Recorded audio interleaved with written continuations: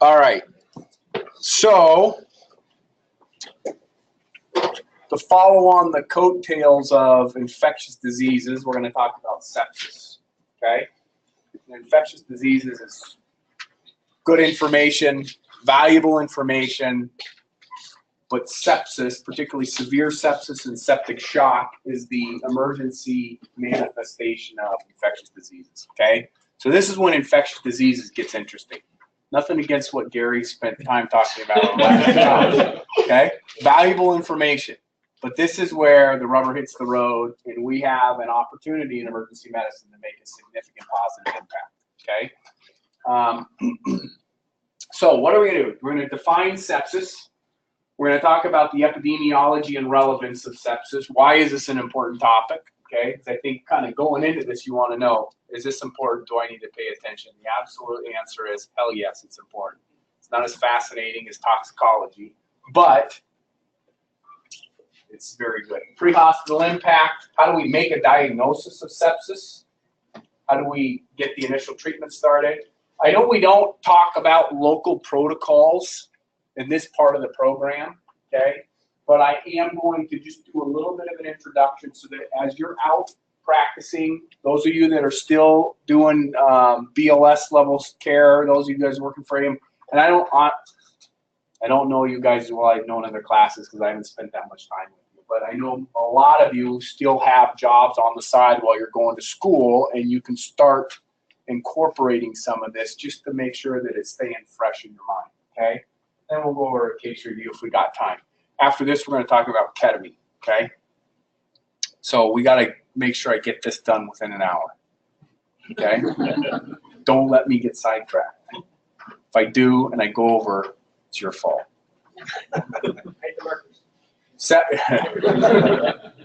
All right, sepsis. The Greek definition of sepsis, putrefaction and decay, right? This is the deterioration of organic tissue, decomposition. That's really what the term sepsis was when it was introduced by Hippocrates, right? Our forefather of medicine, right? So dying organic tissue, decomposition, okay? Sepsis, let's define it now in a modern era where I can't just walk up to someone and be like, hey, you're septic. What does that mean? Well, you're dying, right? You're decomposing, sir, right? Your chances of meaningful survival are few, right? No, we can't do that. So we're going to say, all right, how are we going to classify this? Sepsis is a potentially fatal systemic inflammatory response caused by severe infection. It's not necessarily a result of the infectious agent. It's not the really bad strain of E. coli that caused my sepsis. It's my body's inflammatory response when I attack that bug, okay? And it's a dynamic process. It can go from just a temperature and tachycardia and being volume dependent, needing some fluid resuscitation, to multi-organ dysfunction syndrome, multi-organ system failure, and death, okay? And we have to be able to identify on the spectrum of where we're at and intervene early. That's the secret to the success of managing sepsis and preventing death and permanent disability, is early recognition and intervention. So we have to define it, understand where we can say, yes, this is sepsis, knowing when it's tipping into severe sepsis, which is where we're going to make our greatest impact, and understanding what septic shock is and how adverse it is in terms of meaningful outcomes. Okay, so the analogy would be anaphylaxis.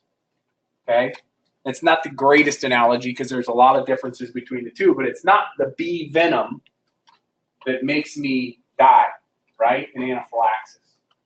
Who's anaphylaxis to bees in here? Anybody? Bee allergy? Me too. You got to take epi, and you feel like crap, and then your buddy gets stung, and he's just like, yeah, we get this stinger out, let's keep going, right? It's not that I'm weaker than my buddy. In fact, I'm way tougher than my buddy, right? Way tougher. But my body has an exaggerated response to the introduction of this inflammatory process, right? I get this kind of freight train without brakes, and I will decompensate if I don't get early intervention, right? Weakness. Okay. I guess it's hard to argue that.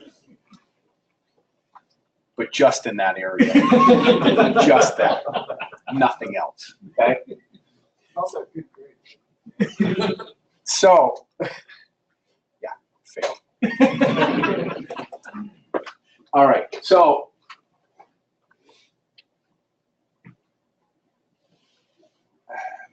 you gotta understand doctors, right? It's a bunch of like arrogant, cerebral people that have to get around and define everything and argue with each other about who's smarter and who can define it better, right?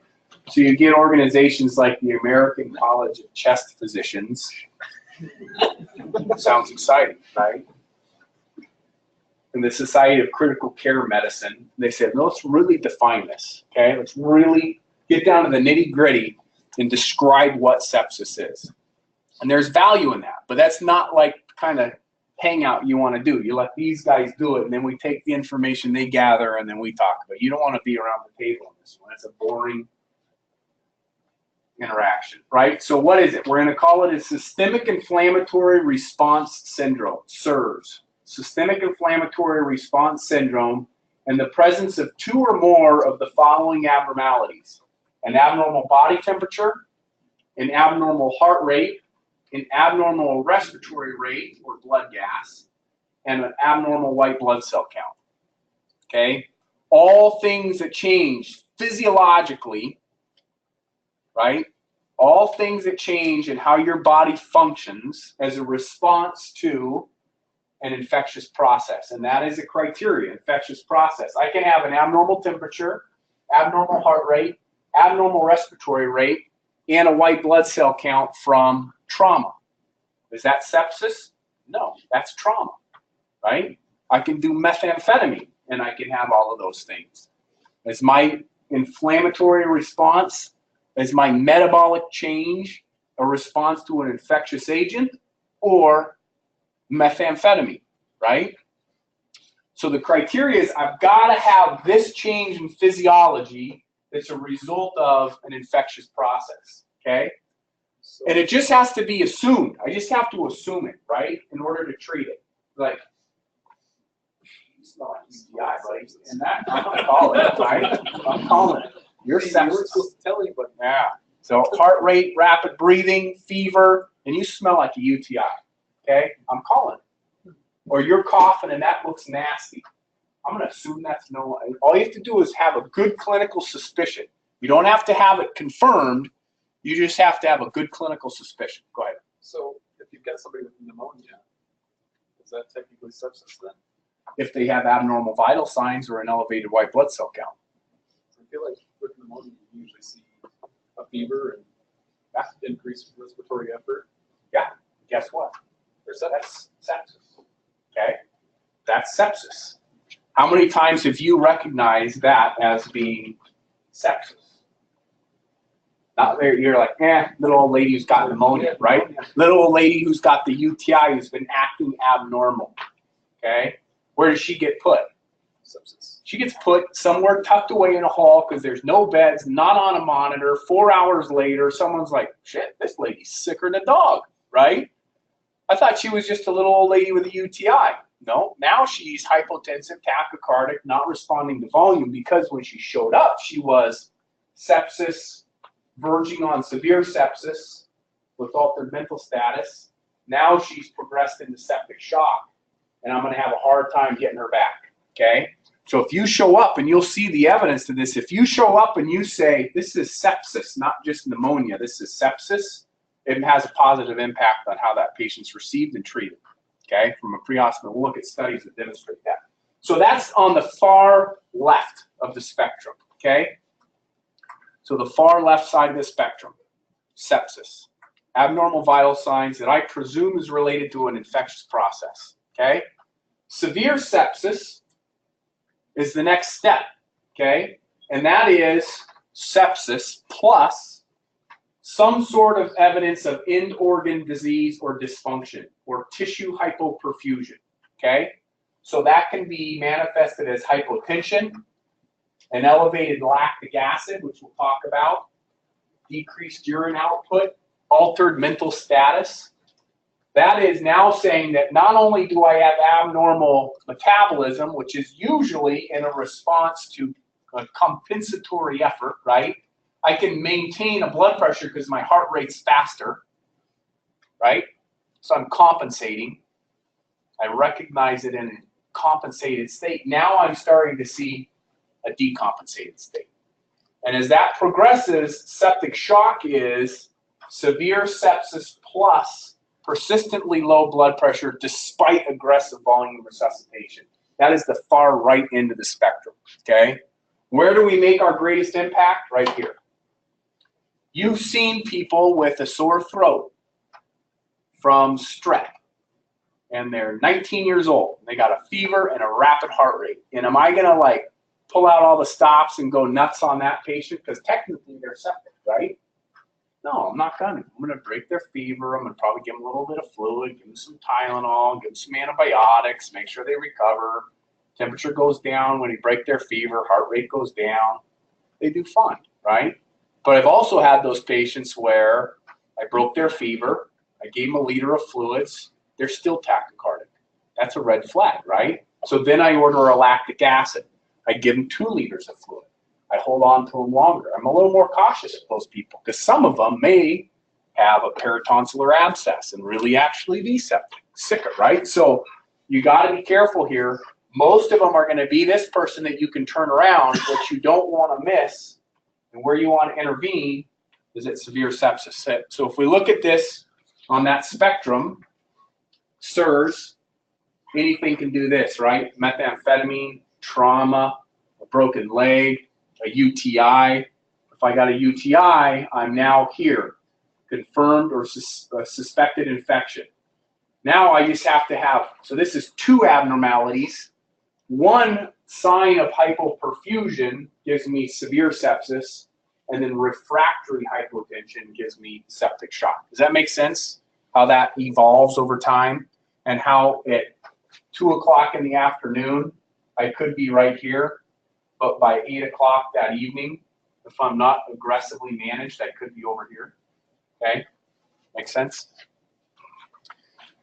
So sepsis is usually caused by gram-negative bacteria, thought largely due to the host's response to lipopolysaccharides, okay, or endotoxins. So essentially, it is components of the cell wall on gram-negative bacteria or exotoxins on gram-negative, or do I have those backwards? Gram-positives are exotoxins, and endotoxins are the cell wall products. So what happens is the body sees these components of the bacteria and starts this inflammatory response, right? How do I attack bacteria? I send white blood cells out, right? Well, which white blood cells do I send out? I send out a number. I send out macrophages, I send out leukocytes, I send out some monocytes. Some of those cells, their only job is to show up and be like, you know, kind of gauge the situation. Yeah, that's a bacteria, and then they release a bunch of chemicals, okay? And then you get what's called chemotaxis. So that as chemicals are released, I vasodilate blood vessels in that area, I increase perfusion to that area, and I recruit other white blood cells, okay? So if I've got a hangnail, right, you can see that by that red spot and that little bit of tiny little pus that comes out of there every once in a while, right? Okay, called perinephia, can be that mild. The reason it's hot, inflamed, got a little discharge is because of a response to bacteria that creates inflammation, okay? Now, what if my body says, that's way too much of an inflammatory response? Now, I'm going to have that systemically, okay? And that's what happens, okay? Does that make sense? So it's microvascular damage. Nitric oxide is released from the endothelial cells. The cells that line the small blood vessels all produce nitric oxide, right? That's how you vasodilate. I give you nitro for your chest pain, right? Well, guess what? The body's been doing that since the day you were born and on your ancestors for thousands of years. been like, hey, you need a little nitro, okay? So it supplies a little bit of nitro, supplied by the blood cells in the form of nitric oxide, causes vasodilation, okay? It's not just like some guy was like, nitro, let's try nitro on this guy, right? But we know that there's a response to nitric oxide, endogenously, so I supply it exogenously when I want to dilate somebody, okay? So this produces increased blood flow to that area where I have infection. Lipopolysaccharide cytokines such as tumor necrosis factor, interleukin-1, interferon gamma, don't worry about those. You don't need to have them memorized. They're called cytokines, are pro-inflammatory molecules that are also released from cells that act as attractants, okay? So it's like a smoke bomb, okay? That's anybody who did time in the military, right? And you get stuck and you're in a bad spot and the helicopter's coming in to rescue you and you do your little smoke bomb, right? I don't know, never in the military, but it's like that in the movies, right? And they're like, oh yeah, they're over there, okay? That's your little endogenous smoke bomb, okay? So now I know, hey, this is where the problem's at. I'm going to where the smoke is, okay?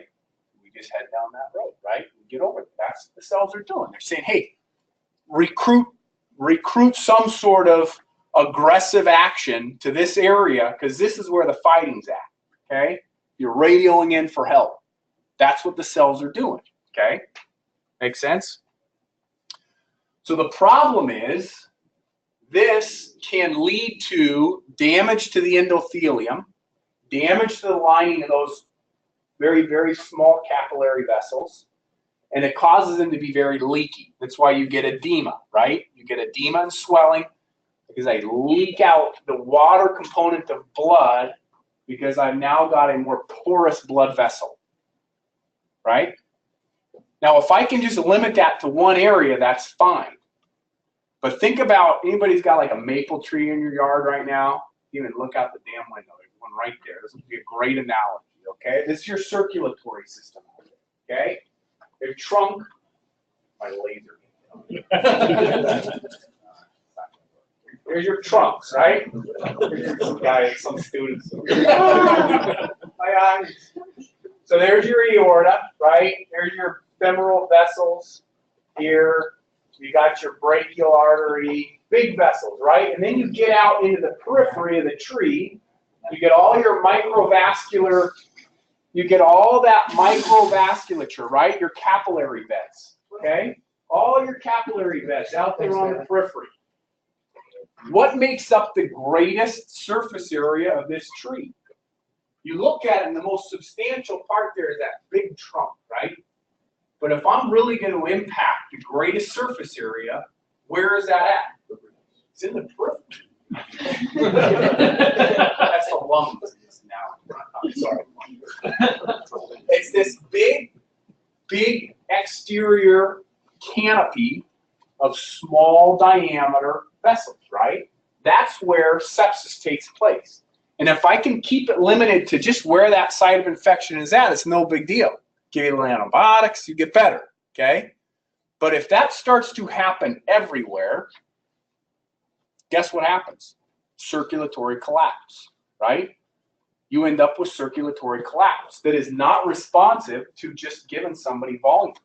I can give you volume, guess what happens? You leak it all out, right? So I put you on pressors. I give you big pressors to help kind of pull those little vessels back together and provide some integrity. Give you tons of fluid. These people get very, very sick. And once they head down that road, there is a high mortality rate associated with it. Does that make sense? Is that because of the damage that you initially got in this slide here with endothelium being damaged from dilation? That even though you might do pressors, it still has damage. Still damaged. And it's not just because I'm porous, but I also get procoagulant factors in that area too, okay? So when I damage epithelium, one, it gets leaky, but two, I promote that clotting cascade, right? Remember what starts a clotting cascade for ruptured plaque in your coronary arteries? It's disruption of that endothelial lining. Well, if I disrupt the endothelial lining too much, I'm going to promote intravascular coagulation. So I won't end up with big clots like DVTs. I end up with microemboli. So now I've got I consume an incredible amount of clotting factors. I alter my ability to coagulate. Sometimes you go into disseminated intravascular coagulation or coagulopathy, DIC, which is terrible, okay? But this is a downward spiral of microvascular disease, okay? So if I can keep this isolated to just that little spot that's inflamed, I'm fine, right? Or just in my bladder where I got my UTI, or just that segment of my lung where I got infection. But as soon as that gets out of control, as soon as these pro-inflammatory mediators start to affect vasculature outside of the system that I have my infection in, now I'm at the risk of becoming septic. Does that make sense? Okay, got it? So what do you think about transporting a septic patient that really looks like crap with dopamine drip or epi-drip? We'll get there. And I would say when they're really bad, absolutely, okay? So severe sepsis, so we talked about sepsis, okay? This is what causes sepsis. This is the pathophysiology of sepsis. Up to this point, most of what you've talked about from a pathology standpoint has been system specific, okay? Pneumonia affects my lungs. COPD affects my lungs. Heart attack affects my heart, okay? Now we're talking about a systemic process where it's my capillary bed in all of my systems is failing, okay? Make sense? So severe sepsis is hypoperfusion. It's caused by volume depletion. Why am I volume depleted? Well, I lose a lot of fluids. When I feel like crap, I don't drink a lot of fluids, right? I have insensible losses. Insensible losses are loss of volume that is not from pee or poop, right? So when I'm breathing, I blow out CO2 and water. If I breathe faster because my respiratory rate is up, I lose more water, okay? If I'm sweating from a fever, I lose more water. I don't drink as much. I don't replace that water. So they're usually volume dry to begin with. They have an increased oxygen demand. We've got a higher metabolic demand or a higher metabolic need, so they need more oxygen.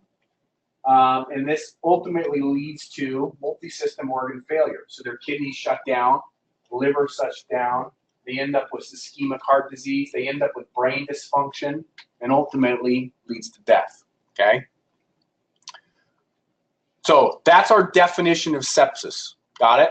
That's the definition. That's what we talk about when we say sepsis, severe sepsis, septic shock. That is the spectrum. That's where it begins, and that's how it ends up in death. Okay? Got it? So why is it important? It occurs in as much as 1 to 2 of hospitalizations, but is a quarter of ICU bed utilization. So it may not make up every hospitalization, but it's the sickest of the sick. Okay? And generally they don't show up with sepsis. A lot of them get septic in the hospital. So what was your routine of appendectomy, or your little old lady who got admitted with pneumonia is not getting better? Guess where she goes when she doesn't get better? She goes to the ICU because now she's on a ventilator, right? Or now she's in shock and needing pressors. So it takes all these people in the hospital. We got a little game little kids have with all the little marbles, and you flip it upside down and it filters them all out, right? You know what I'm talking about? It's like this big, it's like this big around. You probably stopped making it in the 90s. Probably like a choking hazard if you opened it or something. It's got the little filter. It's like a little filter system, right? Doesn't have a screen. I don't know what it is, but it's got. So what happens to sepsis patients? They go, they work their way all the way down through, and they end up in the ICU because they're the sickest patients. So of the total amount of patients there, not a lot, but the ones that are there, they're the sickest of the sick. Okay. It involves prolonged stays in the hospital. It's estimated we spend $17 billion annually in the U.S. to treat sepsis. They're in the most expensive portion of the hospital. In Medicaid patients in 2011, septicemia was the second most principal reason for readmission within 30 days. Anything that's a cause for readmission, the government cares about, hospitals care about, because there's money tied to it, okay? It's one, a marker of poor quality. Why are they getting readmitted for that same process? Or they were just in your hospital, now they're back. That's bad quality. I'm not going to pay you for that. So the hospital said, wait, I'm not getting paid for that. Now this is on our list of priorities, right? So this is on everybody's mind because it is a huge cost, okay? A huge cost. And they're sick patients, right? Causes millions of deaths globally each year. I don't know how we can gauge that because I'm sure there's people dying of sepsis in underdeveloped nations that don't even get recognized as being septic. They just die in their ramshackle hut, right? But in the United States, it's going to affect about a little less than 1% of the people, but contributes to greater than 200,000 deaths per year. Second leading cause of death in non-coronary, so the non-cardiac ICUs, it's the second leading cause of death. 10th most common cause of death overall. Children under 12 months and the elderly have the highest incidence of severe sepsis, so kind of a bimodal distribution. You call that early in age and then late in age also. Here's an age-related, age-specific incidence of mortality for sepsis and septic shock. So you see a lot here, right? You see higher mortality, higher incidence in this less than 1 year old group. And then you see a pretty sharp peak after the age of 55. It climbs up dramatically in the elderly population. Higher incidence and higher risk for poor outcome. This is just hospital data that probably don't give a shit about. So prior to 2001, sepsis was managed as an inpatient disease, right? You said, isn't that just, I mean, we just like see people on the moment, right? And that's what happened in the ER too. You'd see them and you'd be like, hey, yeah, this gal's got pneumonia, okay? This gal's got a UTI. We didn't call sepsis from the ER, except maybe like cases of septic shock. But sepsis was not a common diagnosis. It's not an emergency medicine diagnosis, okay?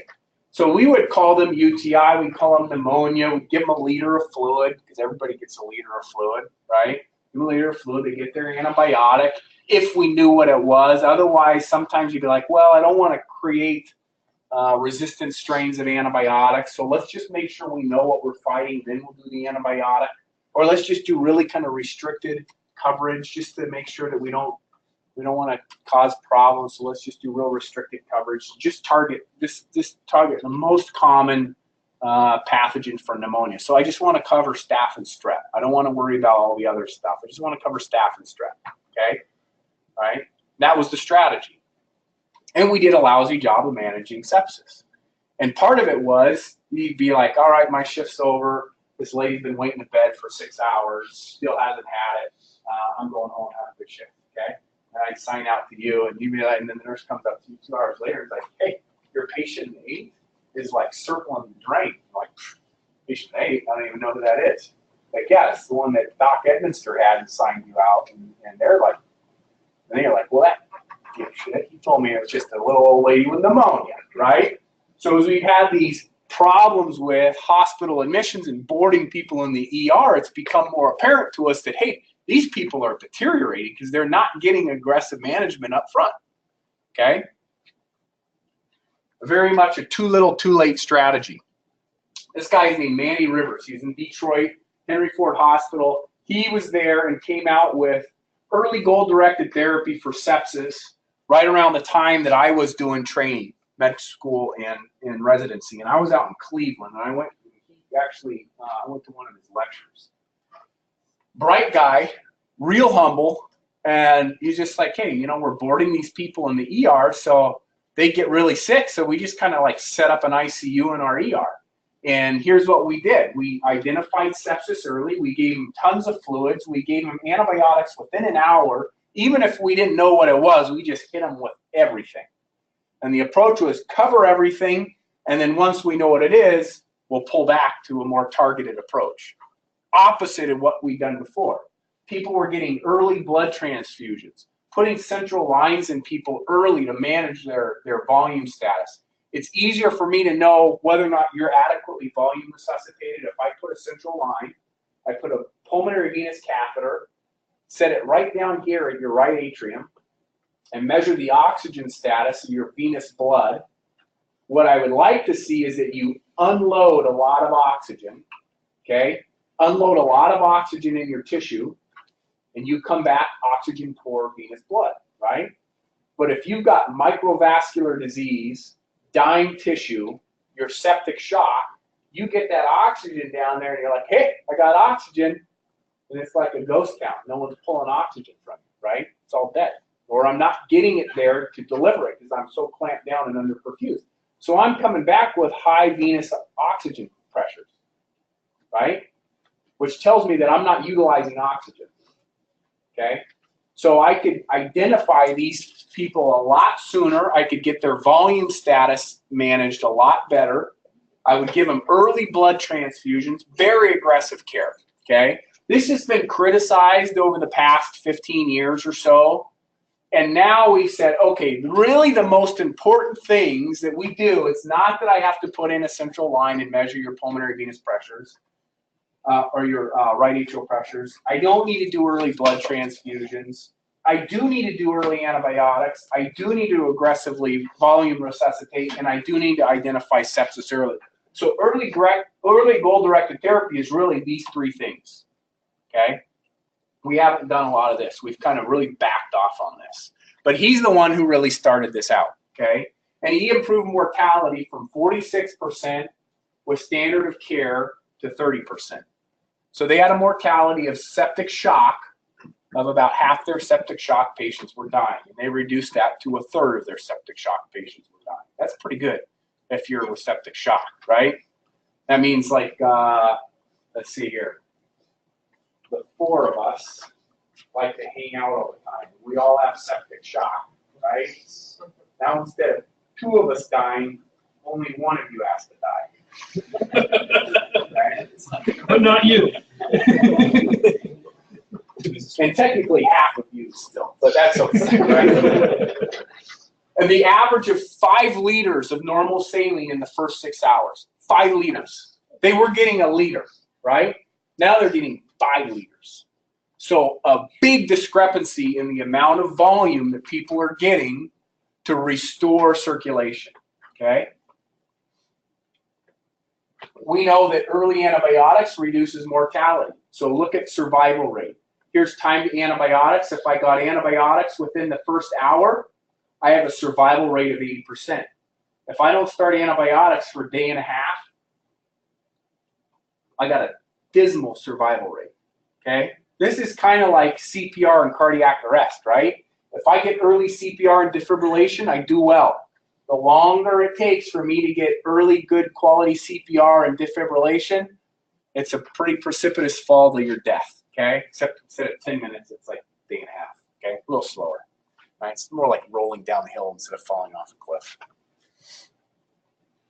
So there's a surviving sepsis campaign that came from this. 2002, the Society for Critical Care Medicine said, hey, look, we need to alert the folks in the front lines, which at that time was ER docs and ICU docs, now has been broadened out to pre-hospital providers, that we're going to treat this like a golden hour, right? We have a golden hour of trauma.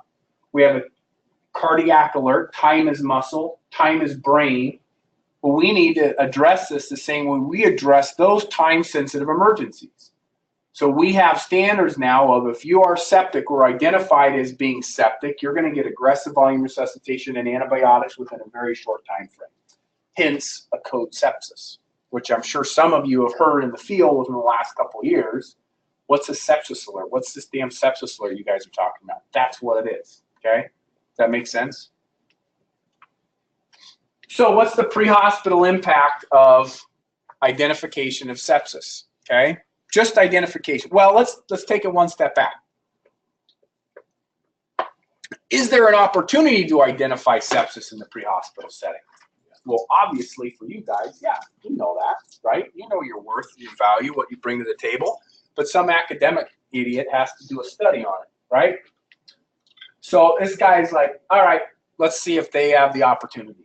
Okay, so they did a prospective study of patients presenting to a 50,000 visit urban academic ER from over the course of a year. Okay, and they said of the people that arrived by ambulance, who qualified for a protocolized sepsis care in the ER, okay?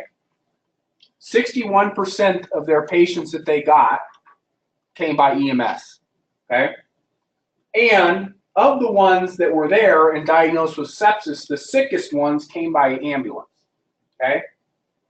They had higher sepsis scores, sepsis scores, twice as sick, and 2/3 of the patient population came via ambulance.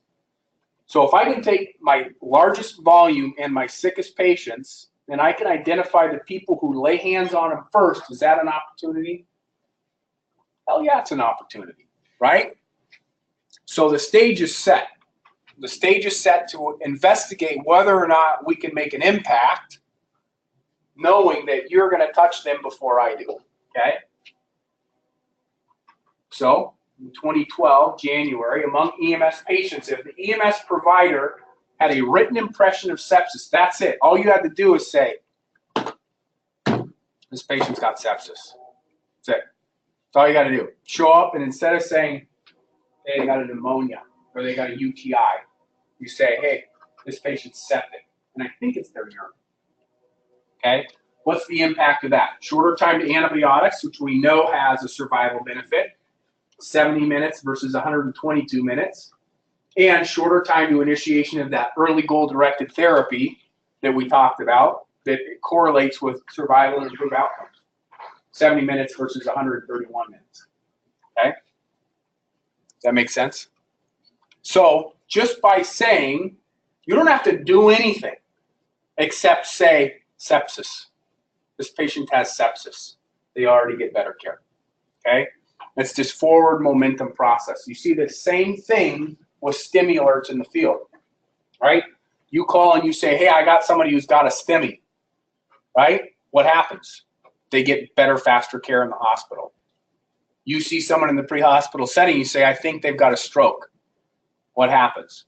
They get a faster time to a CT scanner, better, faster treatment, right? Shorter times to TPA. We've got all that evidence collected. Locally and nationally, we've got that evidence collected. Okay?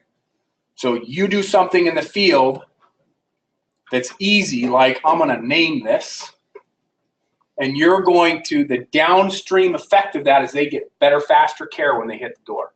Okay? You don't even have to do anything complicated, right? All you got to do is just know what the hell you're looking for. Okay? Make sense? So Guerrera in Denver, Journal of Emergency Medicine 2012, he said, all right, let's detect and start to treat them in the pre-hospital setting. Not only are we going to name it, we're going to start treatment. We're going to start early goal-directed therapy in the field. So they initiated a sepsis alert and a treatment protocol where they have their SIRS criteria plus a suspected infection and some sort of evidence of hypoperfusion, which you need one to meet severe sepsis criteria, right? It could either be a low blood pressure, a mean arterial pressure of 65, we'll talk about that, or a lactic acid of greater than 4. And they had little bedside point-of-care lactic acid tests they could do on blood. So they do it, they got a lactic acid greater than 4, and then that counted, okay? Their mortality went from 26% to 13%. They cut mortality in half. That's a pretty big deal, right? That's a pretty damn big deal. Mortality reduction by half. Just by saying, all right, sweet.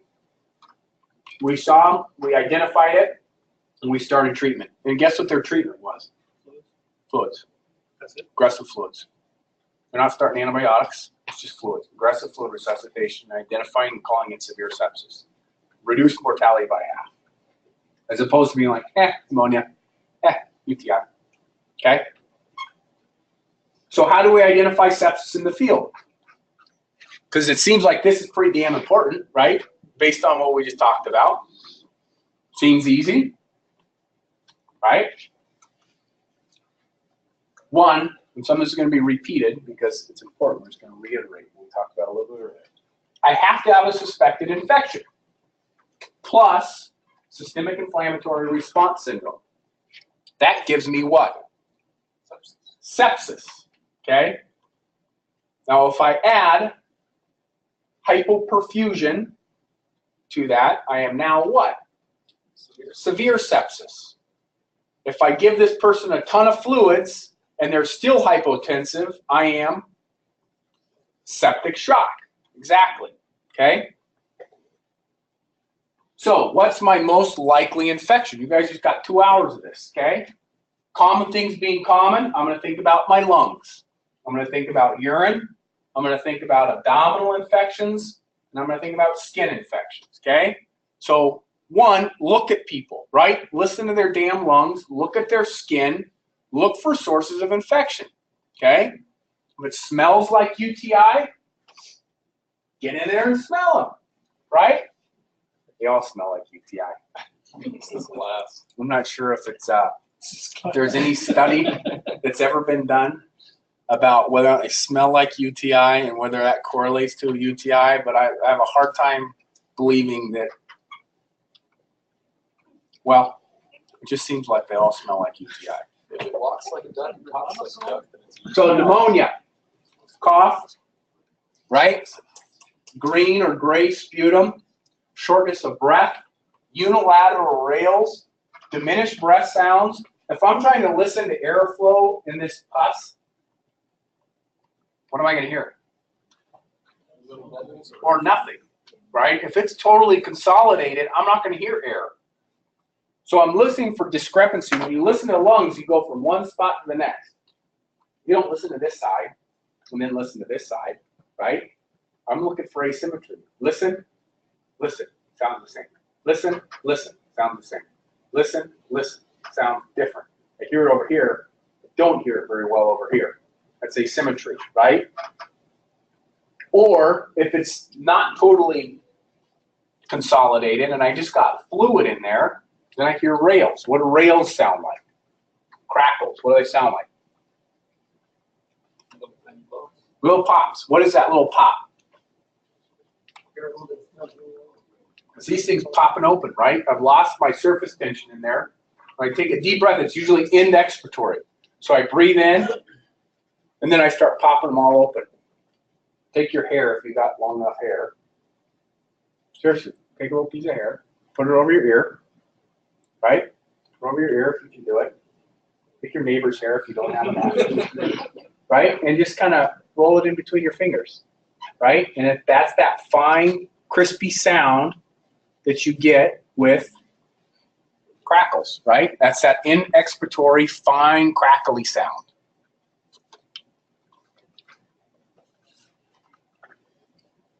Who's at high risk?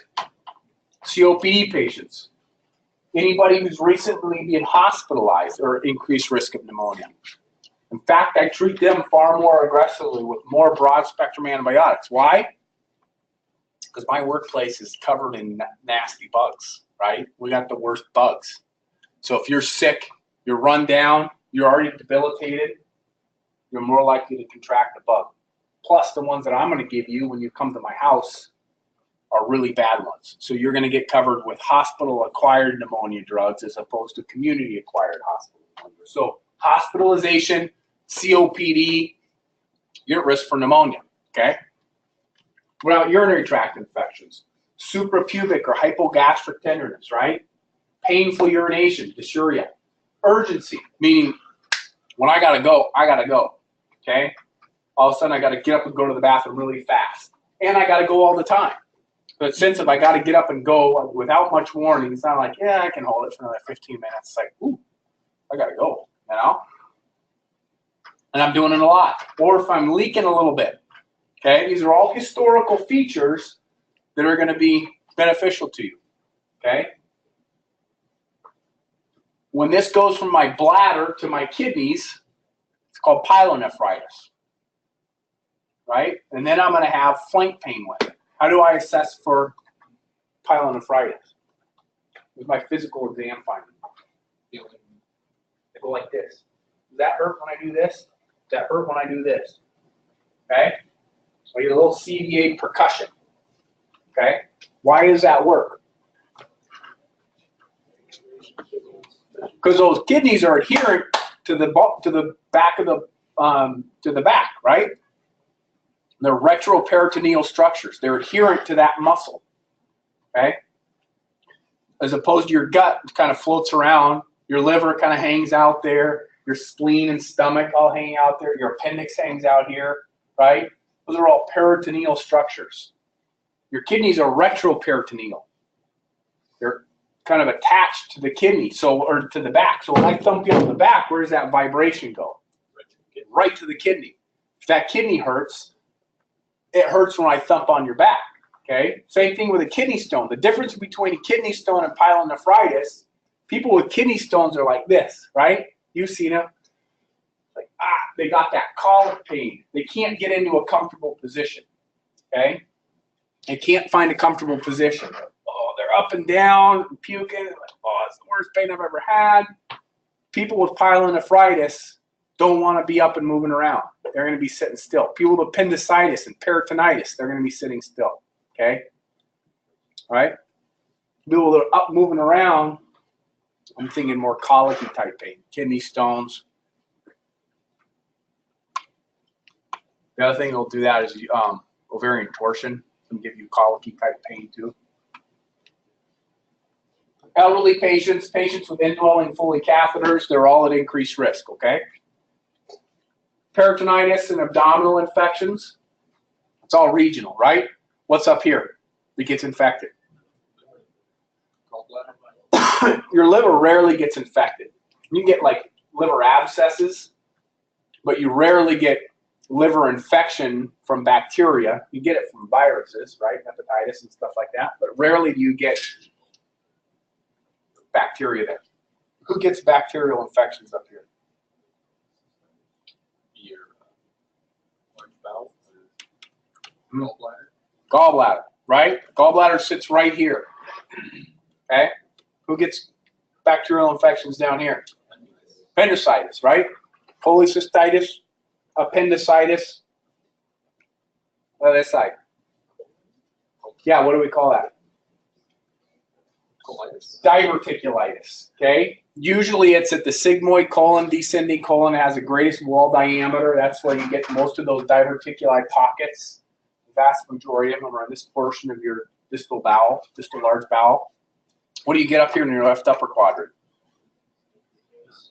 Not very much anything, right? I mean, like my belly, I got a gastritis, I got a peptic ulcer, but very rarely is it infectious in the left upper quadrant, okay? Pancreatitis is usually not infectious. It's inflammation, but it's related to gallstones or alcohol or scorpion bites, but that's rarely happening, right?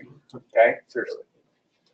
So the ones that are most common are going to be diverticulitis, appendicitis, cholecystitis, okay? Make sense? What's the difference between pancreatitis and cholecystitis? Because they can kind of share this right upper quadrant sometimes, or epigastric region. Cholecystitis is aggravated by just eating a bunch of fatty foods. Fatty foods. What about pancreatitis?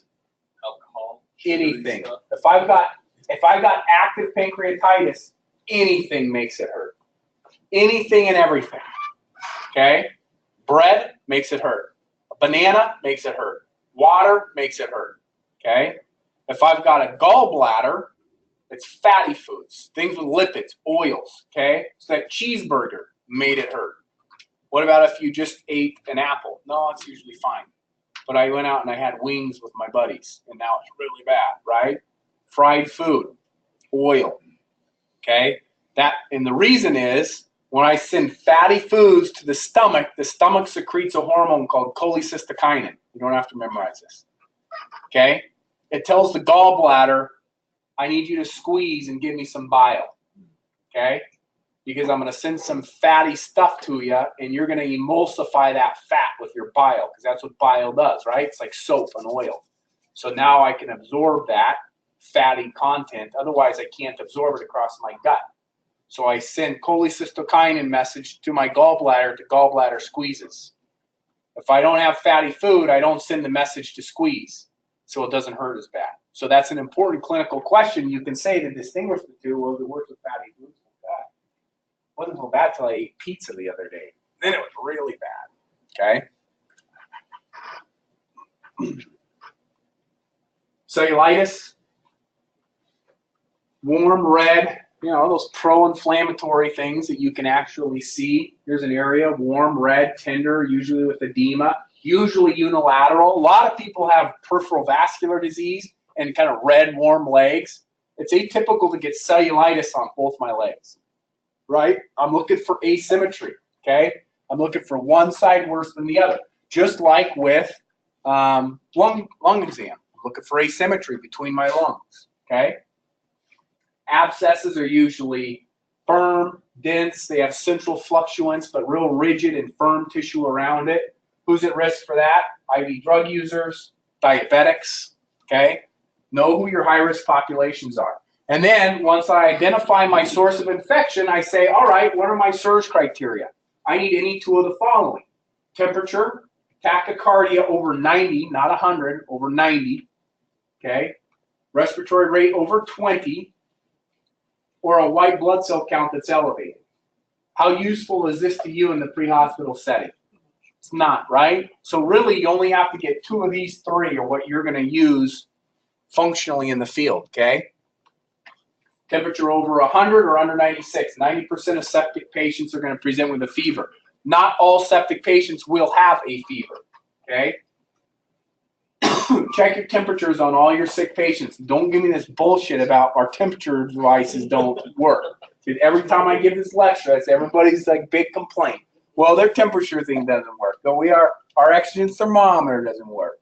Like, guess what? That's the best device available. Unless you want to start doing rectal temperatures, that's as good as it gets. So be careful what you ask for, okay? Just take it, be like, I love this thing. I love it, and I'm going to use it. Because I don't want to have to do like rectal temperatures on everybody, okay? So you got to use it right, though. You guys know how to use the oxygen thermometer? Obviously not. The right way. It doesn't work for shit. So at the first time I gave this lecture, that's what I got. They don't work. So I said, okay, that's fine. I went to station 1. I took the thermometer off to station 1. I went to the pediatric ER where they have the same exact thermometers. And I went in and I tested a couple of kids in the pediatric ER. And I was like, you're right. You're total bullshit. They don't correlate at all. The nurse is like, you idiot, you're not even doing it right. Well, how do you do it? Right? So what you have to do, you take the button, you put the probe on the forehead, okay? You press the button. You keep the button pushed in. You run it across in a straight line like this, okay? You run it, you don't bring it down over the ear. You run it in a straight line across to the temple, okay? While you've got the button depressed. At the same time, you keep the button depressed. Then you pick it up.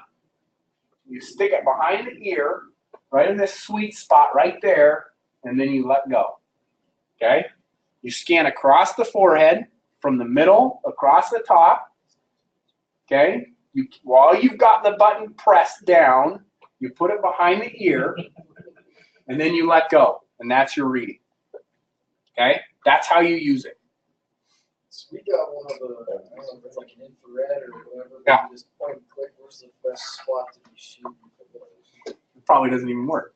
No, it works, but it's a piece of shit, so I mean, like, sometimes it's reliable. Where did you get that one?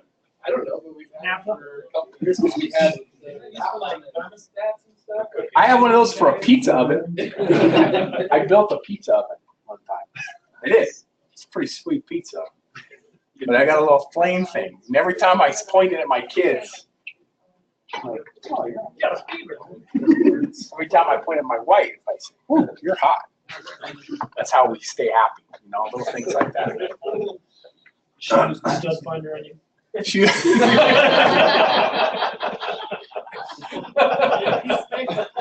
Oh, man. I would never respond. That's a good one. That's good. All kinds of jokes around here.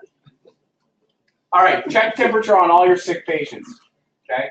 I can't comment on the pizza oven thing. Heart rate over 90, right? This is an appropriate cardiac response to hypovolemia. If I got low volume, I'm going to crank up my heart rate to maintain cardiac output. It's going to be increased during metabolic demand. It's going to be an increase in response to that microvascular injury or distributive shock. You've heard the term warm shock, cold shock? You heard that term before? Cold shock is when someone's clamped down. I bled out all over the floor because I had a bad trauma. So I clamp everything down in my periphery. So I'm cold in my periphery. Well, if I'm vasodilated everywhere, where does all my heat go? In my periphery. I'm warm shock, right? I'm distributive shock, okay? Usually minimal cardiac dysfunction at this point. Respiratory rate over 20. This is increased metabolic need for oxygen. Fever increases respiratory rate. If I got dysfunctional lung from a pneumonia where I'm compromised, that can increase my rate. And if I'm severely acidotic as a result from hypoxia, underperfused, I'm going to have an increased lactic acid. I'll have a metabolic acidosis. What do I do when I have a metabolic acidosis? I breathe a little bit faster, right? I blow off some of that extra CO2. So some of it's in relation to that, okay? Leukocytosis, this is just an elevated white blood cell count. Sometimes it can be low. Not very pertinent to the pre-hospital setting, right? So we're going to rely on temp, heart rate, tachypnea, and then we're going to start using some of these other markers for hypoperfusion, okay? And lots of them are known to be reliable. Just to review, compensated state is SIRS and sepsis. Early decompensation with subtle signs of hypoperfusion and severe sepsis, where I still might have a decent blood pressure, okay? But I can have other signs of poor perfusion. Altered mental status, right, is a very common one. And then septic shock is uncompensated shock, okay? So what's severe sepsis? Well, sepsis plus hypoperfusion. And I can do a lactic acid of 4, greater than 4, but that's not very helpful for you if you don't have a lactic acid point of care marker. But in septic patients, we know that an end-tidal CO2 less than 25 correlates very well with a lactate greater than 4. And you do have end-tidal CO2 monitoring in the pre-hospital setting. So if you say, hey, look, I got a septic patient, and they look sick, and I want to know if they're severe sepsis, that's a good person to put on end-tidal CO2, because that's going to tell you a little bit more about whether or not they are underperfused.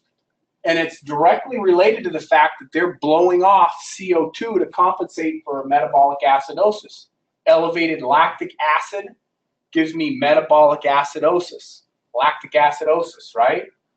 My end-tidal CO2 is going to drop as I compensate. So this can be my surrogate marker for an elevated lactic acid, okay? Altered level of consciousness or confusion, decreased urine output, systolic blood pressure less than 90, mean arterial pressure less than 65, hypoxia, right? Volume resuscitation to assist compensation is critical in severe sepsis. This is where we make our biggest impact on these people who are circling the drain, okay? And then septic shock is refractory to fluids. Is it common to have a BP that's higher, but a MAP that's high as well? Would that We'll go over MAP because it's an underutilized, easy tool that can help you gauge on how sick somebody is, that you might miss totally with a systolic blood pressure if that's what you're using to gauge blood pressure, okay? We'll look at it in just 1 second. Septic shock mortality, 25 to 50%, okay? So, mean arterial pressure. Do you guys ever watch Dora or have kids that watch? I know you don't watch Dora, but your kids watch Dora? Anybody? Yeah, Dora the Explorer, right? Come on. But as kids. You want me to sing the song or something? Yeah, I want, what's the song? On the map, on the map, on the map. If you have a kid, on the map, right? And then after like 2 episodes, you're like, listen, kid, either I'm getting ready up or we're turning off the show, all right? One or the other, okay? Well, this is your map. I want this to be the same annoying guy that dances around in your head when you get a septic patient. What's the map? What's the map? What's the map? What's the map? What's the map? Right? Okay? You watch Dora, you'll see. You've seen it, I know. Yeah, you've seen a couple episodes, I know you have. So what is it? This is a more accurate measure of perfusion than the systolic blood pressure alone. It's the average blood pressure seen by the organs, okay? It places much more weight on a diastolic blood pressure than a systolic blood pressure, which we conventionally do when we look at somebody who is compensating for shock, right? So if I'm clamped down, what happens to my diastolic pressure? I end up with a shorter difference between my systolic and diastolic pressures, right? If I get shot and I'm hemorrhaging and I'm in shock, I might have a blood pressure of 120/90, okay? I'm compensated, I'm clamped down, okay? That pressure gradient is really narrow, okay? Now, if I'm distributive shock, I'm not clamping down. The problem is the opposite. I got a floored out diastolic blood pressure. So I'm taking a fixed volume and sending it down a pipe this big, as opposed to a fixed volume sending it down a pipe this big, which gives me better pressure at the other end. A pipe clamped down this big, right? I'm going to get better pressure on the other end. If I got this big diameter pipe with a floored out diastolic pressure, I don't get very good perfusion with that, right? So what you do with a mean arterial pressure is you take your systolic blood pressure plus 2 diastolics. So a systolic plus a diastolic plus that diastolic again, okay? So in this circumstance, if I'm 90/60, I got a systolic of 60, or a diastolic, or a systolic of 90, systolic and the systolic, that gives me whatever, divided by 3 is 70, okay? So I take this number divided by 3, that's my mean arterial pressure. Now what if I take somebody who's got a blood pressure of 80/50, right? So 80/50, 90/60, 80/50 gives me a 80/50/50 divided by 3 is a map of 60. Cutoff for hypoperfusion is a map of 65. But if I play with those numbers, I could end up with somebody who's got a systolic of 100 and a diastolic of 40. What does that give me? 180 divided by 3, right? Gives me 60. But their systolic blood pressure is 100. They've got to be better than the guy who's 90/60. Really, in fact, 100/40 in sepsis is worse than 90/60. Now, if I'm waiting for 90 to be my cutoff, I missed the boat, okay? You don't have to calculate this number because it's on the life pack. It shows up on the life pack as the map. You didn't even know what the hell it was for or what it meant, right? So you don't even have to be good at math. You can just look at the number. Say, hey, 65.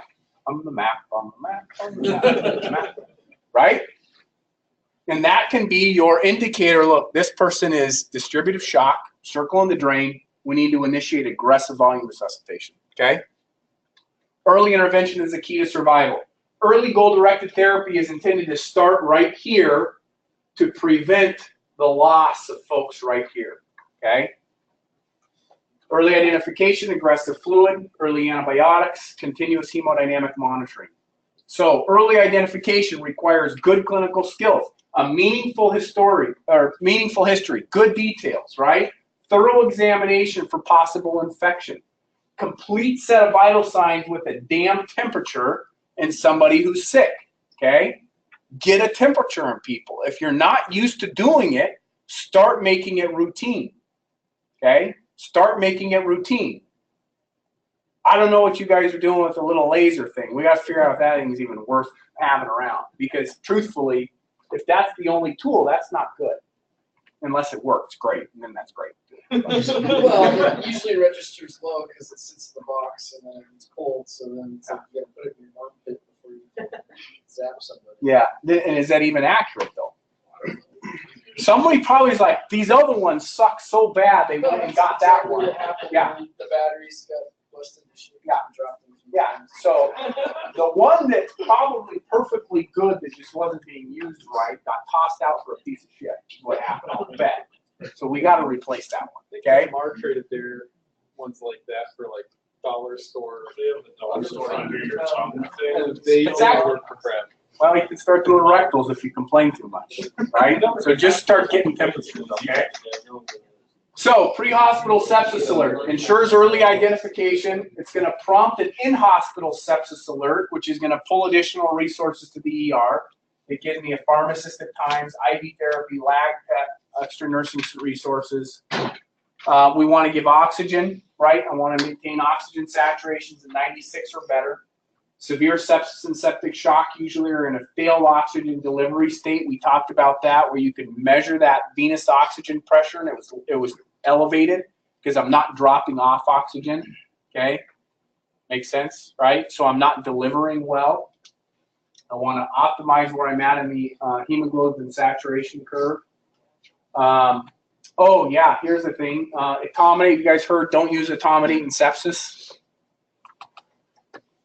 Okay, so etomidate, which is our pre-hospital drug of choice for intubation, suppresses adrenal function. Okay, and they found out that people in ICUs who had etomidate for sedation died more often than people that had other drugs for sedation, and it was all related to adrenal suppression. Adrenal glands produce stress hormones, and when I'm sick, I need stress hormones, right? So if I'm suppressing that, I'm going to be more susceptible to refractory shock. So we said, all right, let's not use etomidate for sedation because we're killing people, essentially, right? Or they're not doing as good. We weren't killing them. They just weren't surviving, right? It's not my fault, okay? So we say, all right, does a single dose have an impact? Well, we know that a single dose of etomidate does suppress adrenal function. The debate is whether or not that single dose of etomidate has a clinical outcome related to that. So is a single dose of etomidate with a transient suppression result in worse outcomes? And that's still being debated. But you're going to get a lot of people that say, don't use etomidate in sepsis. Well, what's my other drug of choice in a really sick patient at this point? I can give them Versed, which is going to bottom out their pressure too. So I'm damned if I do, I'm damned if I don't, right? Ketamine, got ketamine. Ketamine is the perfect drug for sepsis RSI, okay? You actually get a little bit of sympathomimetic push. You actually support their pressure just a little bit. We'll talk about ketamine here in just a second, okay? Fluids, number one way you can make a difference. Septic patients are down an average of 4 to 6 liters. You want 2 large bore IVs, okay? Consider an IO if they're sick, altered or intubated. I want at least 10 cc's per kilo in a patient with sepsis, and I want 20 cc's per kilo in patients with severe sepsis, okay? That should be your target, 20 cc's per kilo in severe sepsis. My target in the ER is 30 cc's per kilo, and if I don't get 30 cc's per kilo, I get dinged. Do you mean by the time we hit your door, that's what you want? I want that to be your target, okay? And you're gonna do that in 500 cc doses. So 500 cc bolus, repeat, listen to the lung sounds, 500 cc bolus, repeat, listen to the lung sounds. Hang a liter, give half, listen again, give them the other half of a liter. Hang another liter when that one's done. Hang 2 liters.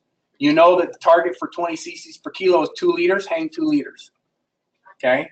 And then every time you're down 500 cc's, reassess their lungs, okay? You want a big bolus, I give 30 cc's per kilo. I have to hit this mark. If I don't hit this mark in the ER, I get dinged. It's a quality metric for emergency medicine. I gotta have antibiotics within 4 hours, and I have to have 30 cc's per kilo before they leave the ER. And I have to repeat a lactic acid on them afterwards. If I don't, then CMS, Medicare, Medicaid says you're bad doctor, right? So what is that? 50 kilo patient, right? That's 1,000 cc's pretty much, right? 75 kilo patient, that's 1.5 liters. 100 kilo patient, that's 2 liters. 115 kilo patient, 250 pounder, that's almost 2.5 liters of fluid, okay? So what'll happen is you'll come in and say, hey, look, I got a septic patient, I think it's pneumonia. They've had 1,500 cc's of fluid. And I'm gonna say, okay, that means I gotta do 800 more cc's or whatever that is, okay? So I hang another liter, and I just tack your pre-hospital liters onto my liters. And that way I can say 30 cc's per kilo, and I include what you've already started in the pre-hospital setting. It's the same as if you show up and you're like, hey, this guy's got a STEMI, here's my 12. I'm not like, can't use yours. Can't use it. Gotta get my own. Can't make any decisions based off of yours. I gotta get my own. No, I'm gonna take yours and I'm gonna use it. Okay? And in those circumstances where you've got a STEMI, you gave them nitro, and then the EKG changes resolve, guess which one we make our decision based on? Your EKG, right? Can that much fluids be a problem? Sure, it can. But the vast majority of these people are volume down, under-resuscitated, and they tolerate it just fine. Even people with congestive heart failure, the ICU docs are reminding us constantly, hey, you know how you were really anxious about this person getting volume overloaded? They weren't. They could have used more volume resuscitation. Give them the fluids. When in doubt, give them the fluids. Doing 500 cc boluses is a good way to reassure yourself. Don't give your volume resuscitation boluses slow, right? What's the ideal way to give 500 cc's of fluid? How fast would it be? If I could give it like this, I would give it like that. If I could just say 500 cc's, boom, I would do it that way, right? Because that's going to tell me about any physiologic change, right? If you can volume resuscitate somebody that fast, 500 cc's of fluid, guess what happens to blood pressure and heart rate? They go like this, right? Wait a second. Other way. Blood pressure goes up, heart rate goes down, right? So 500 cc bolus, and then if they still need more fluids, guess what? Those things drift back. I say, up, 500 cc bolus, and they still need more fluid, they drift back. Up, they need more, right? Until I give enough of those big boluses that they stay apart, and they stay like that, okay? That tells me when I'm fluid responsive, when I can create a physiologic change. After a while, I give you 500 cc bolus, and your vitals don't do anything. It's like, all right, man, I'm done, okay? I'm not going to change my physiology because I don't need any more. Now I'm just storing extra fluid, and you're going to make me pee, okay? Before that, if I see a change, that's the volume that's making a difference. So ideally, I give it like this. Obviously, I can't do that, but a short, fat needle has the smallest resistance for delivering large volumes, okay?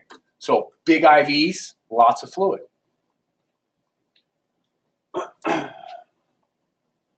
What if that doesn't work and I'm in septic shock? The next step is pressors. Dopamine's really a lousy pressor, and we'll stop it as soon as you get into the hospital, and I'll switch you over to Levofed, okay? I don't like it for sepsis in general, for critically ill patients. There's better ones. I don't like the fact that this is pro-arrhythmic, arrhythmogenic, can cause arrhythmias. Same thing with epinephrine. I want more targeted vasoconstriction in sepsis. But this is what you have. So I'll switch them to Levofed as soon as you get them to the ER, right? So assuming we had time to make, which would be a better choice, dopamine or epinephrine? Dopamine. I start with dopamine. It's pre-mixed. It's easy, right? But remember with dopamine, you got a dose-dependent response. Yeah. So why don't we have that's that much better than dopamine actually? Well, dopamine's an ACLS drug, right? So we use it for bradycardia. You can give dopamine for hypotensive patients from cardiac-related causes, right? So it gives me a little bit of squeeze. It gives me a little bit better conduction. So from a general resuscitation standpoint, for cardiac patients, it's better than Levofed, okay? And you probably just don't want to have that many pressors in the pre-hospital setting. Pressors are a big deal, right? And you got to be really careful with them. And we even get criticism in the pre-hospital arena because frequently I hear people show up and I'm like, what's your dopamine at? And they say, oh, it titrate to effect. Well, what is that, right? Right? Where are you at? Well, how much dopamine are you on? If you're on 2 mics per kilo, then shut it off, right? If you're at 25 mics per kilo, you're well beyond where you should be at, right? If you're at 10 mics per kilo, I know exactly what you're getting benefit from, okay? And a lot of times that doesn't happen because you want to know why? No one does the damn math, okay? You don't do the math. You're like, guys, pressure's got to come up. Open up the dopamine, right? How many drips per minute? I don't know. Titrate to effect. That's bad. That's bad medicine, okay? Most vasoactive drugs need to be administered through a central line. Ideally, they're administered through a central line. Who carries 1,600 concentrations of dopamine? So that's a central venous line only recommendation dose. Peripheral lines should be half that. Okay, should be an 800 microgram per mil concentration. So you technically should have this diluted by half to administer it through a peripheral line. What's the? Okay.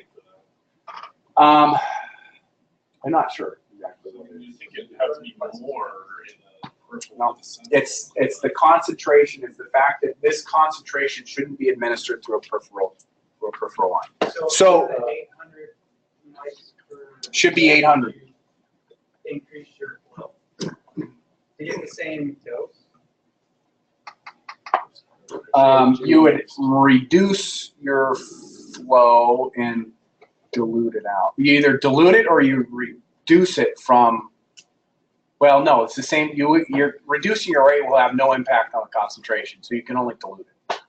But when you dilute it, do you want to double your You have to change your math. drip? You'll probably have to change your math. So Divide by 800. I have a chart that I made specifically for dopamine. It's a laminated chart for 800. So you can see at a patient weight, and you can see where you're at, 2, 5, 10, 15, 20, and you can say drips per minute. And just go, and then you know exactly. So you can say 4 drips per, or if I'm at 16 drips per minute, that concentration, that's 7.5 mics per kilo per minute, and you know exactly where you're at. Yeah. So in a case where we are going to get pressors, you were recommending dopamine because it was easy. Yeah. Is epinephrine any worse off doing that? Because I know if I put a milligram of epi in a 250 bag and I have a 60 drop per mil set, I do 1 drop a second, I've got 5 mics. So you can do epinephrine in the county protocol. No, we're not supposed to talk protocol. You can do epinephrine as a pressor dose if you set it up for a drip. You can do that. You're allowed to do that. But our protocol specifically addresses dopamine first. Okay? So if you were to do that, you should say, here's what I did, not, hey, can I make an epi drip and give it to this guy? Because they're going to be like, fuck, no, buddy, just do it. Right? But if you're like, hey, here, I got a septic patient here who's pneumonia. They got a mean arterial pressure of 55. They're about to be intubated. They're really sick. I've given 20 cc's per kilo. I've had no change in blood pressure, no improvement. They're refractory. I think it's septic shock. I've got them on an epi drip. I'm going to put them on an epi drip at X amount of kilos per minute. And I'll be like, fuck, sweet. I hope I get this patient when they show up because that's a sick patient that seems to be pretty well managed in the field, right? And no push pressors then. Yeah.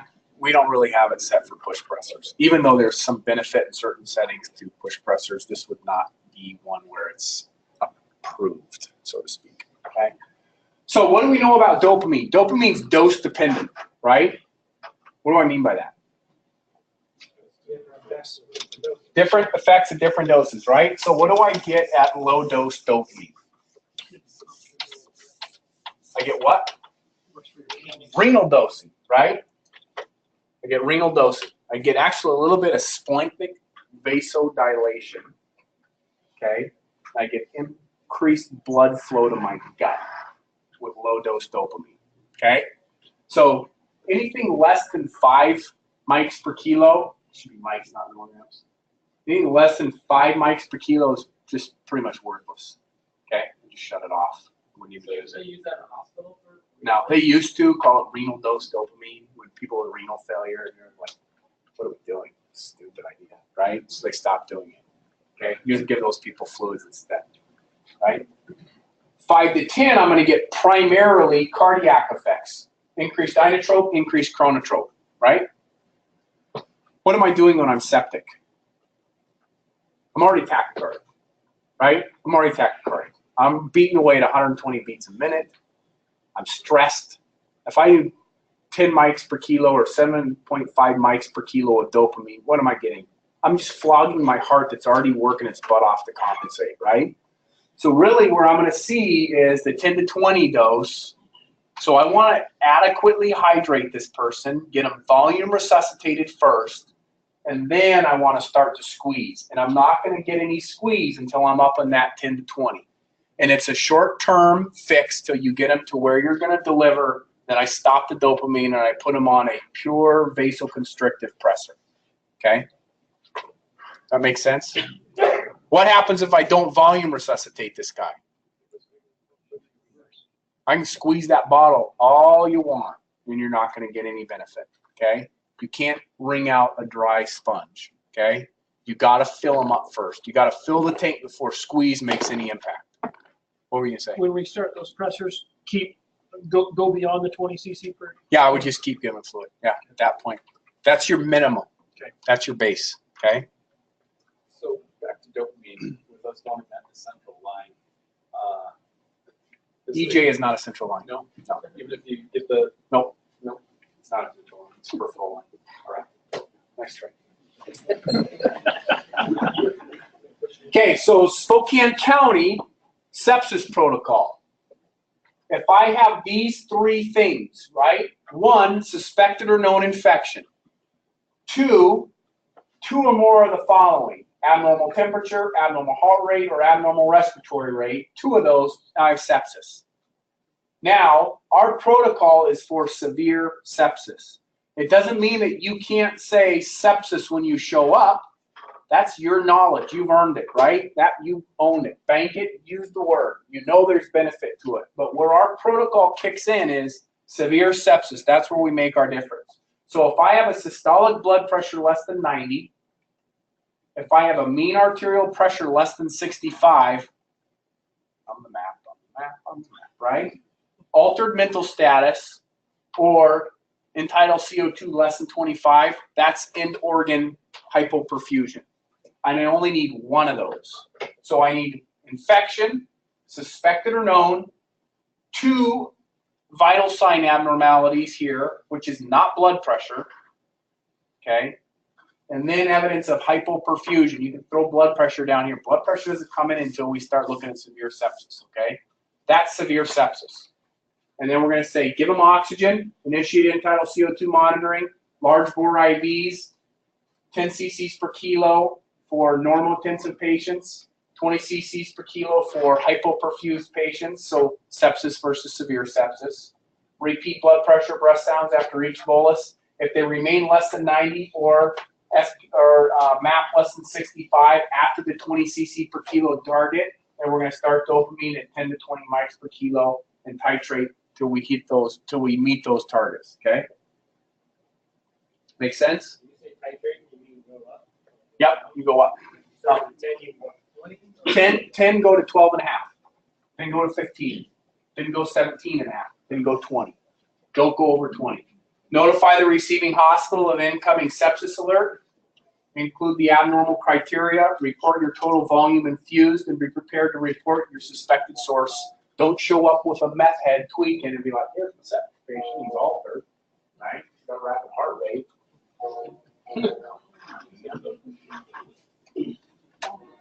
Remember that 2-hour infectious diseases lecture? All right, we're going to skip case reviews, but I want you to see the titles here, okay? Lift assist. It gets called a lift assist. And it's in fact a septic patient, okay? That little old lady who's weak on the ground, a little bit confused, who is a lift assist. Be careful, okay? Someone who's made a refusal, okay? Be careful. Know what sepsis is. Get vital signs on people that want to refuse. Like, oh, no, I'll just go check it out tomorrow morning.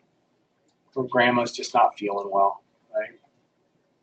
I don't know. I can't remember. Some of these people die, some of them do okay. Decreased level consciousness. Okay. The gist of it is, even the people where you're not septic, like one of those is heat stroke and they got called septic, they got admitted, they got started on antibiotics, got volume resuscitation, went to the ICU. They were never septic. There was never a source that was confirmed. Guess what happened? They benefited from the treatment. They got aggressive fluids. They got lots of hemodynamic monitoring in a sick patient. They just happened to have heat stroke and it was like 97 degrees outside, or 107 degrees, or whatever the hell's hot, right? 97 seems hot right now. Does that make sense? Questions about sepsis? Yes. Where does like steroids come in? So we'll give steroids to people who are immunosuppressed on chronic daily steroids. So your septic patient who is a COPDer who's on chronic steroids, somebody who's got a transplant patient who's on steroids, someone who's got some of the rheumatologic conditions like what is it? There's one that you put people on like 10 milligrams of steroids a day, prednisone a day. Anybody who's on chronic daily steroids. So what happens is you tell your adrenal glands like, hey, I got you covered, right? I'm gonna just start supplying steroids. You don't have to do it so much. It's a use it or lose it phenomenon. Okay, right? That's what happens with hormones in general. Use it or lose it. Okay, if you supply steroids or you supply hormones to people, they down-produce their own steroids. They down-produce that stuff in general. There's a negative feedback loop with almost all hormones. The guy who roids, what's the joke about people who roid all the time? They got small testicles. Why? Because why do I need to produce testosterone if you're going to supply me with testosterone, right? So they got small testes, all right? Same thing with adrenal glands. I know, funny joke, huh? So same thing with adrenal glands. If I supply you with adrenal corticoids, then your adrenal glands are going to be like, I don't know how to do anything. I'm just going to shrivel up and atrophy, okay? So then when you remove those steroids, they're sick or they need that extra kick, they won't be able to produce it. So then I give those people stress dose steroids. Give them a big dose of hydrocortisone, something like that. So it's usually preserved for your chronic daily steroid user. Okay, good question. All right, take a 2-minute break.